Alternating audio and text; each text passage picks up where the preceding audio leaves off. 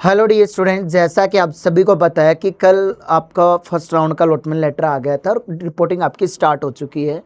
मैं लाइव नहीं आ पाया, उसके लिए मैं सॉरी चाहता हूं क्योंकि फैमिली में थोड़ी सी प्रॉब्लम हो गई थी। मेरे रियल मामा जी उनकी थोड़ी डेथ हो गई थी, तो 2 दिन से थोड़ा सा उसी प्रॉब्लम में मैं परेशान हो रखा था। बहुत सारे बच्चों के कॉल मैसेज भी आ रखे हैं, तो मैं रिप्लाई नहीं दे पाया। तो उनकी एज भी ज़्यादा नहीं थी, 36, इस कारण से मैं थोड़ा सा लाइव नहीं आया। लेकिन आपका जो ये रिपोर्टिंग है वो थोड़ी ज़रूरी है और नई पॉलिसी हैं कुछ, तो वो सारी चीज़ें मुझे बतानी है। ओबीसी वाले बच्चों को यूआर में सीट मिल रही है, फर्स्ट राउंड कट ऑफ क्या रही, आगे और क्या क्या बच्चों को संभावनाएं हो सकती है। तो इस वीडियो को टिल एंड तक देखना, बहुत कम समय में पूरी जानकारी मैं आपको दे दूंगा और आपके जितने भी डाउट्स आ रहे हैं शायद इस वीडियो से आपके सारे डाउट्स दूर हो जाएंगे डियर स्टूडेंट्स। तो यहाँ हम लोग आपके सामने बात करते हैं। सबसे पहले कट ऑफ आप सभी ने देख ली होगी कि जो जनरल कैटेगरी कट ऑफ है वो 1803 पर सीट मिली है। ओबीसी वालों को 2047, एससी वालों को 8634 और एसटी वालों को 14203 और ईडब्ल्यूएस वालों को 2306। तो ये अगले नेक्स्ट राउंड में ये 2000 प्लस चली जाएगी सेकेंड राउंड में, ठीक है।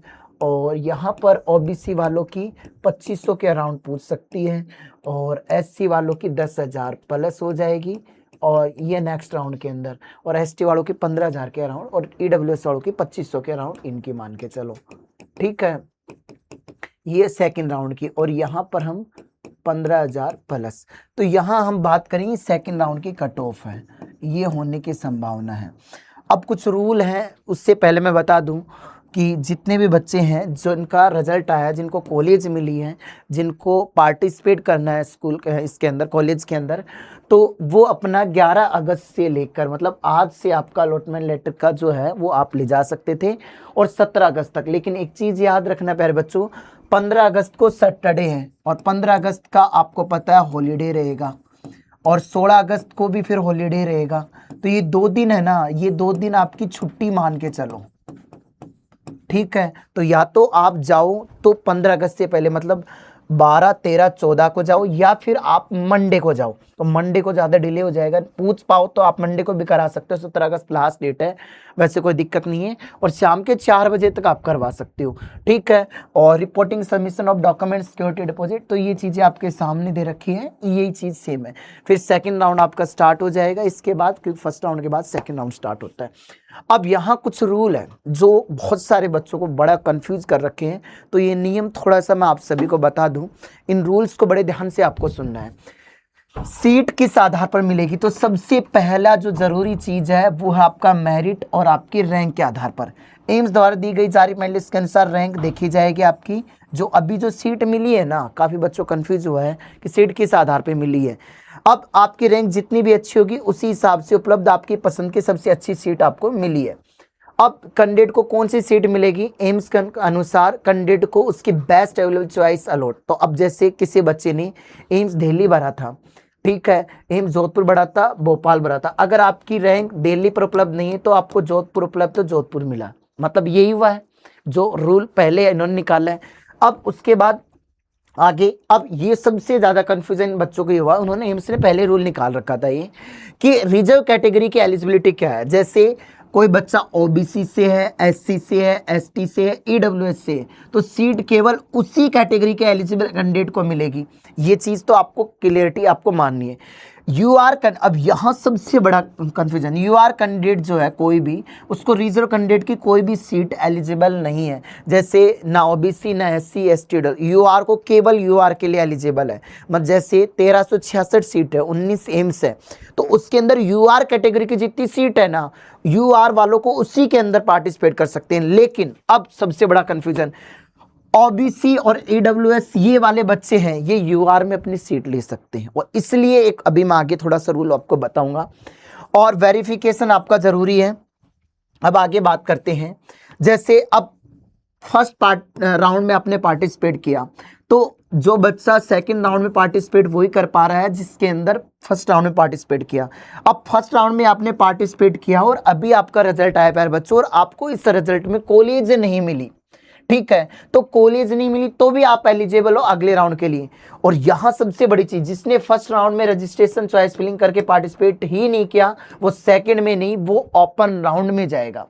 अब सेकंड राउंड में नई चॉइसेस नहीं, तो सेकंड राउंड में चॉइस फिलिंग दोबारा नहीं खुलेगी, केवल अपग्रेड होगा। तो जो आपने फर्स्ट राउंड में जो कॉलेजों की सीट भरी है वो ही मान्य होगी। समझ रहे नहीं समझ रहे? जैसे आपने फर्स्ट प्रोडक्ट पे एम्स दिल्ली रखा, दूसरे पर जोधपुर रखा, तीसरे पर आपने ऋषिकेश रखा। अब आपको ऋषिकेश वाली कॉलेज मिल गई, अब आपको चाहिए जोधपुर, तो वो अपग्रेड होगा, लेकिन उस अपग्रेड के लिए आपको ज्वाइन करना पड़ेगा, वो भी रूल मैं आपको बताऊंगा। ठीक है, तो कैंडिडेट को जो चॉइस मिली थी सेकंड राउंड में कंसीडर होगी, इसलिए फर्स्ट राउंड में सोच समझकर सही ऑर्डर आपको बनना था। ये थोड़े से पहले वाले नियम आपको बता रहा हूं, अब नए नियम और बताऊंगा। अब यहां से देखना, फर्स्ट राउंड में पार्टिसिपेशन जरूरी है। सेकंड राउंड में जाने के लिए आपको फर्स्ट राउंड में पार्टिसिपेट करना मैंडेटरी है, मतलब जो कॉलेज मिली है वहां जाके आपको रिपोर्टिंग करनी है। और जिसने फर्स्ट राउंड में पार्टिसिपेट किया लेकिन सीट नहीं मिली, वह अगले राउंड के लिए एलिजिबल होगा, और जिसने फर्स्ट राउंड से करके सेकंड राउंड एलिजिबल नहीं होगा, ओपन राउंड के अंदर मौका मिलेगा। तो ये चीज़ मैंने आपको अभी बता दी, दोबारा से यही नियम मैंने आपको समझा दिया है। ठीक है डियर स्टूडेंट्स, अब आगे बढ़ते हैं यहाँ पर। अब वैकेंट सीट रूल का और फिजिकल हैंडीकैप्ड का। वैकेंट फर्स्ट राउंड में जो एम स्पेशली सीट खाली रह जाती है वह अगले राउंड में अलॉट की जा सकती है, ये चीज़ अपने माइंड में याद रखना।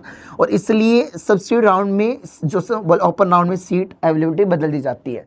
फिजिकल हैंडीकैप्ड 40% से अधिक बेंचमार्क डिसेबल्ड कैंडिडेट के लिए 5% हॉरिजॉन्टल रिजर्वेशन आपके लिए, और यहाँ पर ये आपके लिए ये तो नॉर्मल चीज़ें। ठीक है, अब यहाँ थोड़ा और आगे। अब जैसे कॉलेज, अब यहाँ पर अगर मैं बात करना चाहूँ आपको, जैसे आपको ऑप्शन फर्स्ट है, आपको सीट मिल गई। अब देखो, यदि फर्स्ट राउंड में जिस बच्चे को सीट मिली है तो उसके पास दो ऑप्शन है। अभी यहाँ सबसे बड़ा, अभी आपके ऑनलाइन वेबसाइट पे आ रहा है, ऑप्शन फर्स्ट किसको चूज करना है? सीट को स्वीकार करो, आगे किसी भी राउंड में आप भाग नहीं ले सकते। ऑप्शन फर्स्ट तो ये है, तेरे को बेटा तेरी चॉइस एम्स दिल्ली मिल गई तो तेरे को पहला ऑप्शन चूज करना पड़ेगा। ठीक है, अब मैं बात करूं, अब ये वाला हटाओ, ये 26 जुलाई को तो हटाओ, ये अलग चीज़ है। ठीक है, आपको जो कॉलेज मिली है उसमें रिपोर्टिंग करना जरूरी होगा। ओरिजिनल डॉक्यूमेंट्स या 1 लाख रुपए की डीडी जमा करानी पड़ेगी। दो ऑप्शन, या तो ओरिजिनल डॉक्यूमेंट्स या 1 लाख। बाद में ओरिजिनल डॉक्यूमेंट जमा कराने पर डीडी वापस आपको मिल जाएंगे, पैसे आपको वापस मिल जाएंगे। अब सेकंड ऑप्शन बड़ा जरूरी है। सेकंड ऑप्शन किन को चूज करना है? Accept seat and participate in round second. तेरे अकॉर्डिंग तेरे को चॉइस नहीं मिली, then you are participate in second round. तो अभी मिली सीट स्वीकार करनी होगी, रिपोर्ट करना अनिवार्य है। यदि सेकंड राउंड में बेहतर सीट मिलती है तो पुरानी सीट अपने आप छोड़नी पड़ेगी और नई सीट पर ज्वाइन करना अनिवार्य होगा। समझ गए नहीं समझ गए?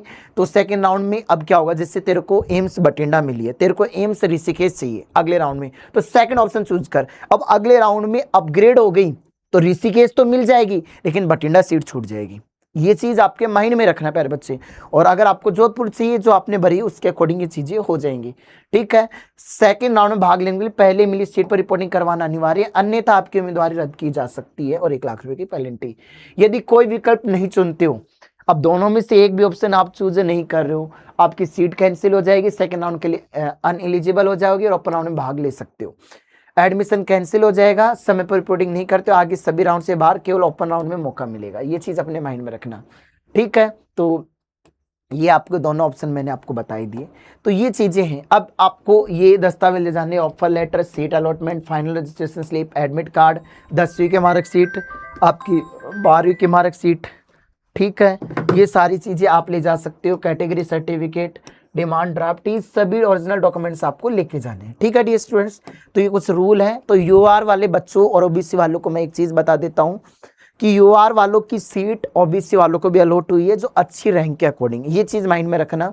मतलब जैसे तेरी रैंक 900 आ रही बेटा और 900 पर यूआर में अच्छी सीट मिल रही है, तेरे को ओबीसी की जगह, तो तुम्हारे आगे यूआर की जगह ओबीसी आया है, तुमने वैलिड सर्टिफिकेट अपलोड किया है, तो वो चीज आप परेशान ना हो, आपका सर्टिफिकेट वैलिड ही है। ठीक है बच्चों, और फिर भी आपको कोई डाउट रहता है तो कमेंट कर देना, मैं लाइव आ जाऊंगा। जय हिंद, जय भारत, वंदे मातरम।